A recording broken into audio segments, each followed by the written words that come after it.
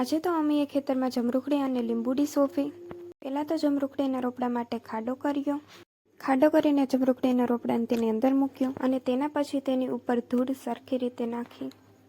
ધૂળને સરખી રીતે નાખીને પાણી છાંટ્યું, જેથી જમરૂખડીનો રોપડો સારી રીતે બેસી જાય.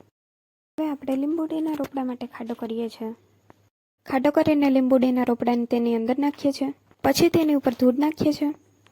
સારી રીતે ધૂળ નાખીને તેની ઉપર પાણી છાંટીએ છીએ, જેથી લીંબુડીનો રોપડો સારી રીતે બેસી જાય. તો હવે આપણે લીંબુડીનો રોપડો સોંપાઈ ગયો છે.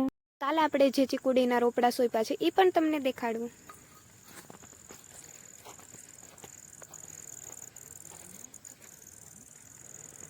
આ છે ચીકુડીનું.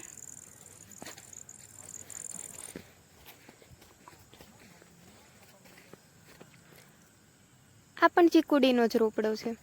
2 ચીકુડીના રોપડા હતા અને 2 સોંપ્યા હતા કાલે જ.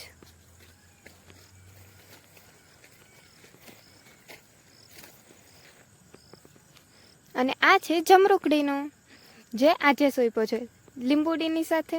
આજનો વિડીયો અહીંયા જ પૂરો કરીએ. અને હા, લાઈક, શેર, સબસ્ક્રાઈબ કરતા જજો. મળશું આપણે કાલના વ્લોગમાં. ત્યાં સુધી બાય બાય.